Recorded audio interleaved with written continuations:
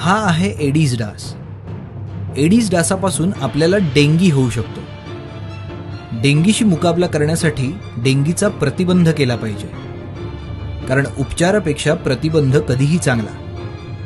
डासांना संपवा, डेंगीला हटवा. घरात किंवा घराच्या आजूबाजूला स्वच्छ पाणी साठले की त्यात डास अंडी घालतात आणि केवळ 7 दिवसात त्यातून नवीन डास तयार होतात. रुग्ण व्यक्तीस ताप येण्याच्या 1 दिवस आधी आणि ताप आल्यानंतर 5 दिवस विषाणूंची संख्या मोठ्या प्रमाणात असते.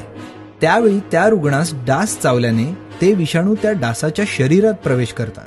मग हा डास एखाद्या निरोगी व्यक्तीस चावून हा रोग देऊ शकतो. अशा प्रकारे तीव्र तापाने ह्या आजाराची सुरुवात होते. आता पाहूया डेंगीची लक्षणं काय असतात. तीव्र ताप येणे, डोके आणि डोळे दुखणे, स्नायूत वेदना होणे आणि रक्तस्राव होणे. रक्त चाचणी. कोणताही ताप अंगावर काढू नका, रक्ताची तपासणी करून घ्या. पहिल्या 5 दिवसात PCR या रक्त चाचणीने व नंतर एलायझा या रक्त चाचणीने आजाराचे पक्के निदान होते.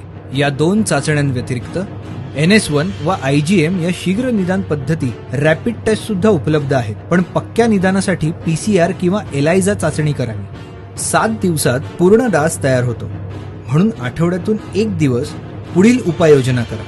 तसेच वैयक्तिक संरक्षण उपाय दिवसाही करावे. गप्पी मासे अळीचं कोष खातात. हे मासे पाण्यात सोडल्याने मोठा प्रतिबंधक उपाय होतो. तर यावर उपचार काय आहे? या आजारासाठी उपचार नाहीत, फक्त लक्षणांनुसारच उपचार करता येतात. त्यामुळे प्रतिबंध हाच चांगला उपाय आहे. ॲस्प्रिन, डिस्प्रिन यासारखी औषधे घेऊ नका. डॉक्टरांच्या सल्ल्यानुसारच औषधोपचार करा. बृहन्मुंबई महानगरपालिकेद्वारा जनहितार्थ जारी. माहितीसाठी 022 2411 4000 वर संपर्क साधा.